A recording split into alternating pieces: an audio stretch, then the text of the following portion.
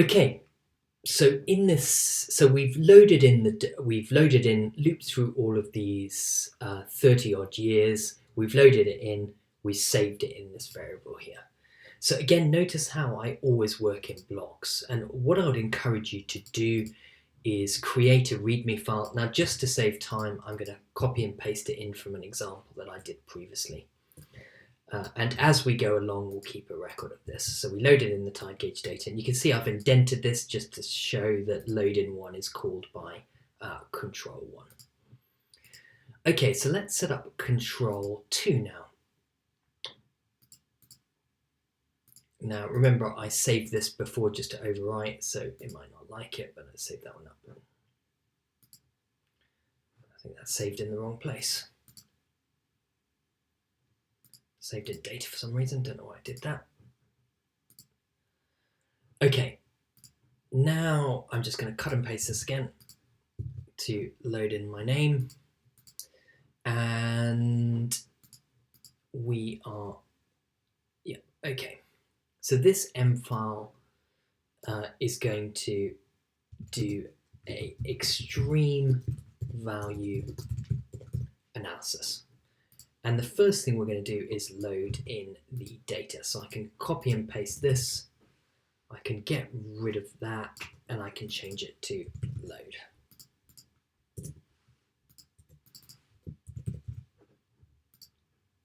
Okay, so those are the matrices I need. So whenever you do an extreme value analysis, and hopefully you've watched all the videos beforehand, the first thing you have to do is detrend the data. Because when you have a mean sea level rise trend, you can't compare an event in 1950 with today because sea levels were higher. So the first thing we're going to do is we're going to have water level and D, which for me stands detrend. And if you want detrend, there's already a detrend function. So we detrend the water level, and I'm just going to add something at the end, which is just to omit the nans, because if you have nans in there, it won't detrend anything. Okay, and we'll come back and edit that in a second, but plot 3, we're going to plot data to check removal of the trend, just to check that it has actually remove the trend. Always check everything. Now I'm going to go back to here and just borrow the figure code so I don't have to write it all from scratch. And here what I'm going to do is I'm going to plot the water level as blue. Let's do it as a blue circle. And then I'm going to plot the detrended one as red. Okay, and let's put in a legend, just so we know. So we have the original, and then we have the detrended. So let's run that.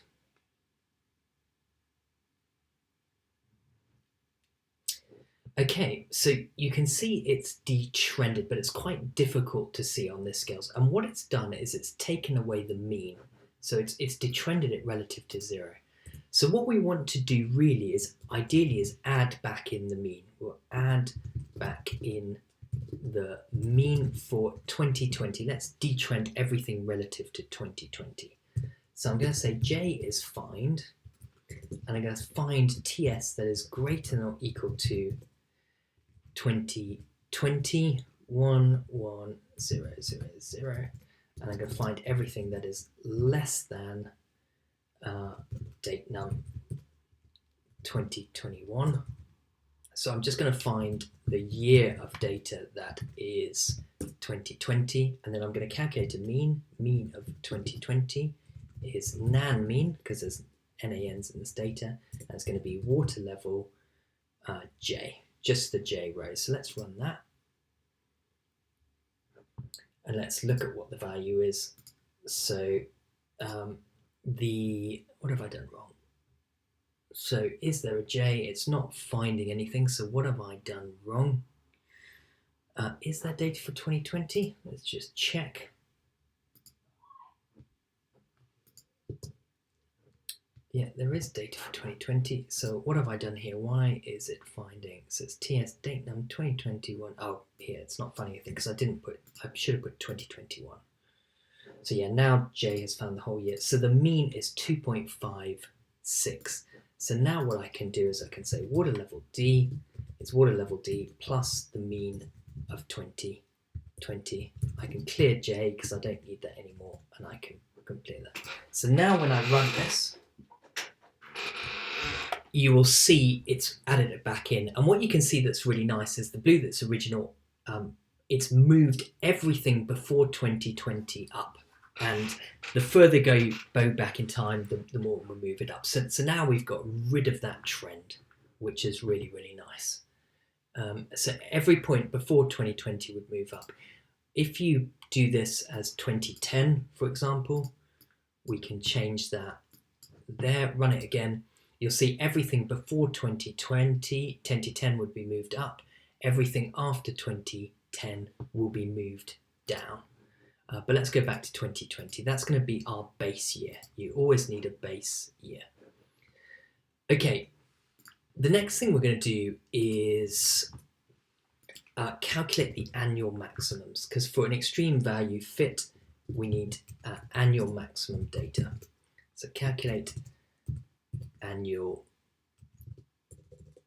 maximum. Forgive my spelling, I'm very, very dyslexic and I struggle to spell things on the fly. Okay, so what I'm going to do is I'm going to say for year is 1991, I'm going to loop to 2020, and I can nick this code I borrowed earlier, but I'm going to find the data as I loop through. I'm going to find the data in each year, so I can replace that with year, and this is year plus 1. So that will find the data, and then I can set up a variable called AM. But what I need at the first is a counter. This counter is going to be 0, and each time I loop through, it's just going to count up. So this first time it's 1. So in column 1, I'm going to pop the year, and then in column 2 and 3, in column 2, I'm going to put the maximum water level of that year, of rows J. And then in column 3, I'm going to put the maximum detrended, just so we can check again. Now, each time I loop through, I'm going to clear J, and I can clear the year and CO at the end. Okay, so let's loop through. Okay, you can see I've put capital. It should be a small yr, so let's loop through again. Okay, and we can close this down. Here, so you can see the maximum in 1991 is 4.9. It's obviously higher in the detrended because everything's been moved up. It's probably about 3 mm per year trend, whereas here it's virtually the same. Okay, so now we can plot this. So let's nick this bit of code. Because this is a subplot, in fact, I'm going to change this one to 2. And this is going to be the second one of 2. Now we can plot our annual maximum. So I'm going to plot annual maximum column 1, annual maximum column 2. This is the maximum of the detrended data, sorry, the non-detrended data, and then column 3 is the detrended data. So we can use that again. This is going to be B. So this is now annual maximum. So let's run that all again. Let's just get our numbering right.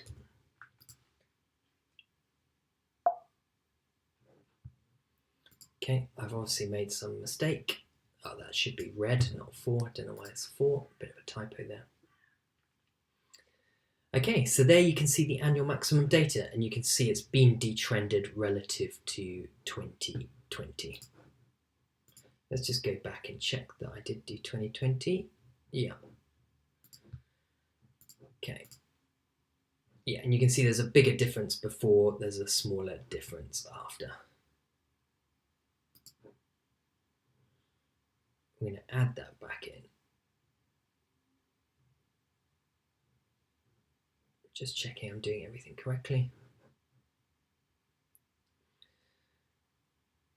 Okay, now we can do our first extreme value fit. So this is really exciting. So we have the data we need. And to start with, we're just going to do a simple Gumbel distribution, which just has two parameters and is essentially a kind of straight line. So first of all, we need to set up what return periods do we want to look like. And you can do whatever you want, but I'm going to do 1, 2, 5, 10, 25, 50, 100, 250, 1,000, and 10,000. We shouldn't really go to 10,000, it's too much. Now, we need to change this to a probability.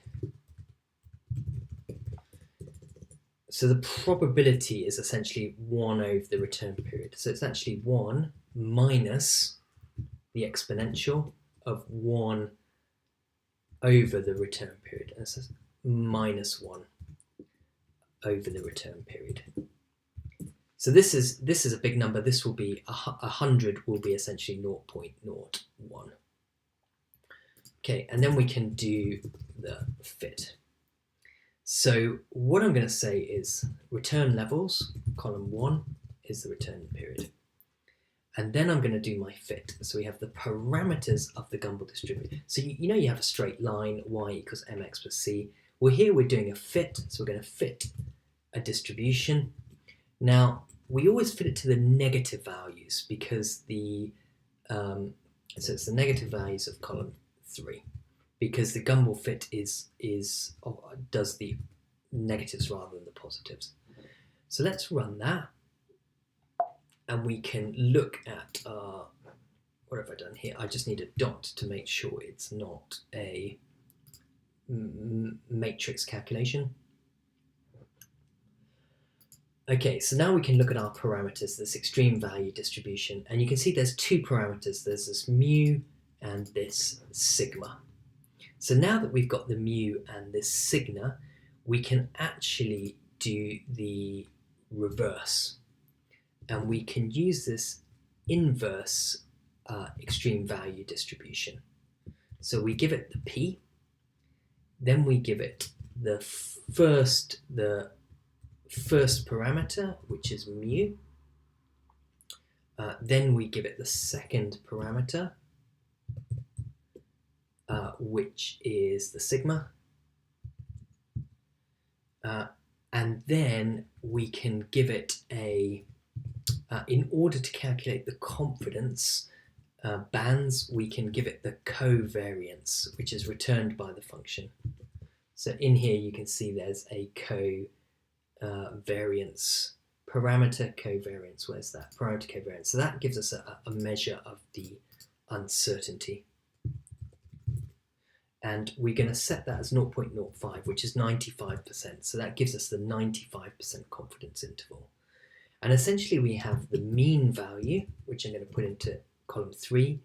We have the upper uncertainty, which I'm going to put into column 4. And then so that's the upper 95% confidence interval, and then the lower 95% confidence interval. So let's run that.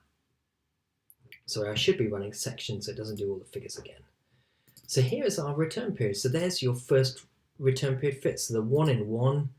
And what we need to do now is times everything by -1 to get it into the positives again. So this is going to be column 2 times by -1, and we'll do the same. So we just need to get everything into positives because we've got a negative here. It's just because the extreme value fit works on the bottom rather than the top. So you kind of you invert everything to get the maximum to the minimum. Okay, so we can go back to here, and here's our return period. Say a 1 in 1 year level is 5.3, and that's the lower 95% confidence upper. So we're interested in a 100-year level, for example. That's 5.9 meters. So 5.9 meters should be only exceeded once every 100 years, or could be exceeded every year, but with a probability of 1 over 100. And then now we can plot return periods, and this is where this is a sort of plot you want to see. Okay, I'm going to do 2 plots again, so let's just nick all of this. Okay, so we can get rid of, I suppose, let's get rid of the legend for the time being. So, okay, let's get rid of that. So what I'm going to do now is plot it on a log X scale. It always looks better on a log scale. So we have the return period 1, which is the return years, and then we have the return level of the middle one is 3. And I'm going to plot this as a red line, line width 2. And then I'm going to plot columns 2 and 4 as the kind of upper and lower confidence intervals. I'm going to do dotted lines. The Y level is the return level. The X axis is the return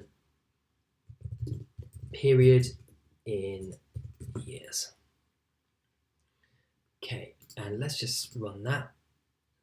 Okay, so you can see it's on a log scale. If you don't plot it on a log scale, it will be circular, but if you plot it on a log scale, it's a straight line. And you can see the further you go into the future, as you expect, the less certain you are. But a 1 in 100 here is approximately 6 meters. Now, what I quite like to do is set A1, the X limit, as going from 1 to 10,000, and then I want the X tick as going 1, 100, 1,000, 10,000. Let's actually add 10 in there. Now normally it rounds this, so I also set the X tick label. Labels are a string, so I want 1, 10, 100, 1,000, 10,000. And the title is a gumball fit. Okay, I've made a mistake somewhere, so let's click on that line 90. I forgot to put a circular brackets at the end. What have I done now?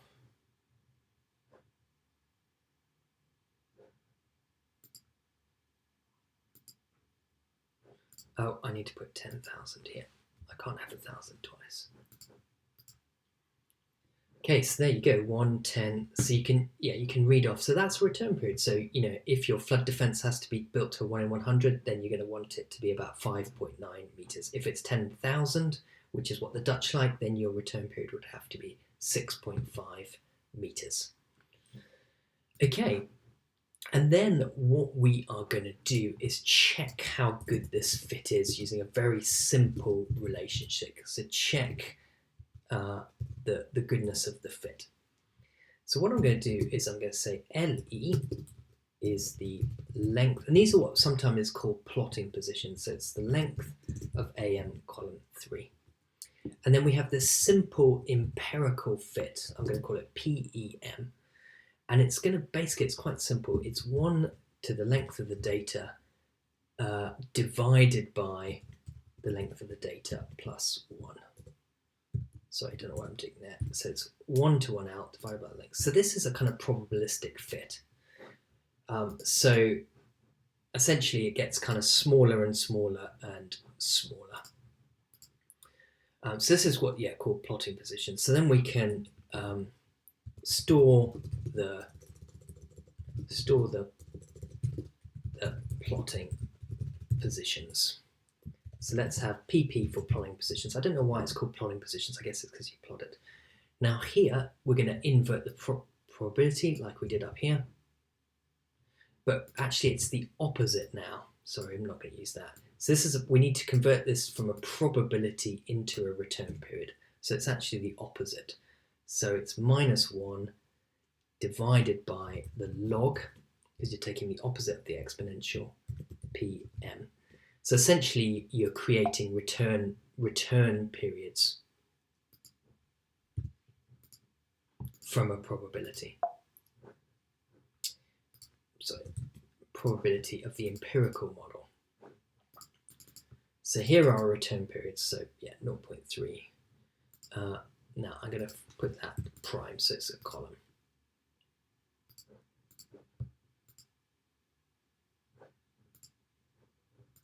Let's run this all again. Oh, sorry, I didn't go.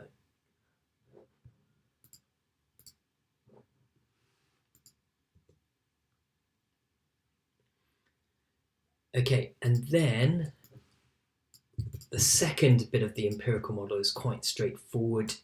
You just sort the levels in order of size. So let's run all of that. I haven't explained it very well here, but hopefully in the notes I've explained it much better.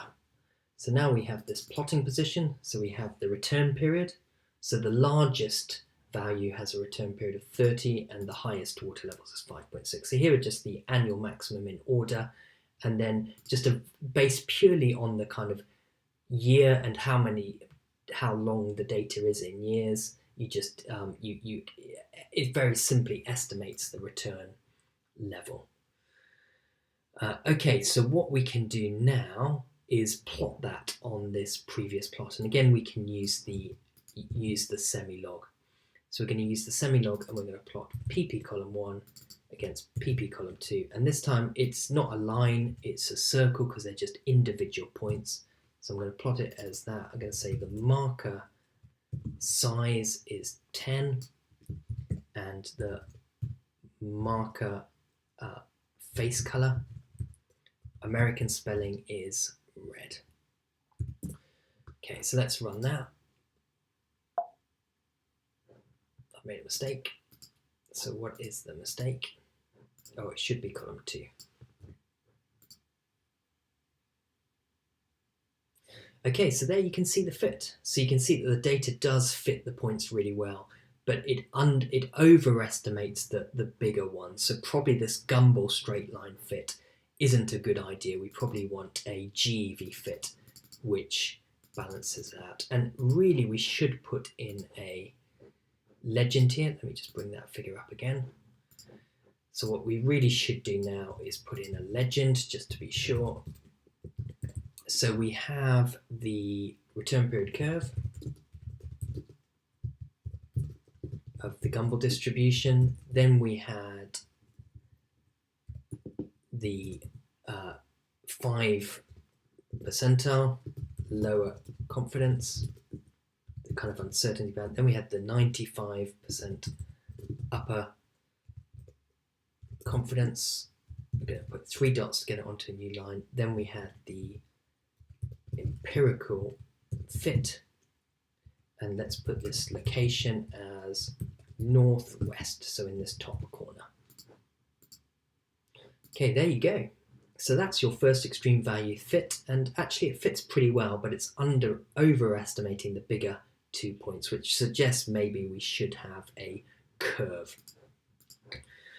Okay, now what we're going to try and do is rather than fit a Gumbel distribution, which is a straight line, we're actually going to do a GeV fit, which I went over in the lecture, but this is a bit more flexible in that rather than having 2 parameters, it's got a third parameter which can curve this return period up, or in this case we probably want it to curve the return period down, a Weibull, or I can never pronounce it, a Fritz distribution.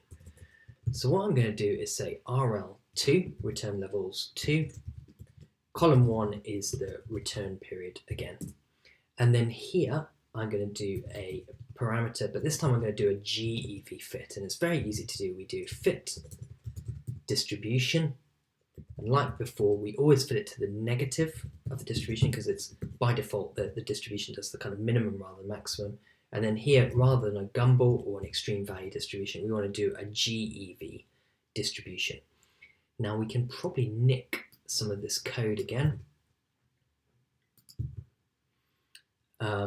But here, I'm not going to worry about the confidence intervals in this one. Let's simplify it.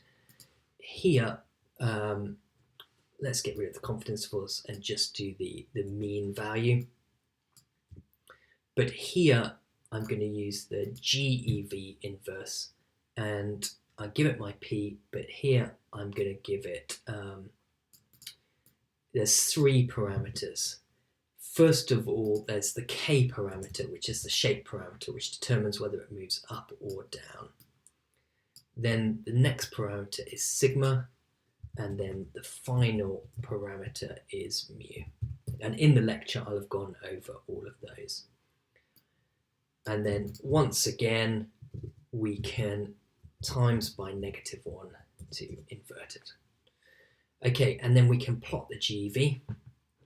Let's bring that up here.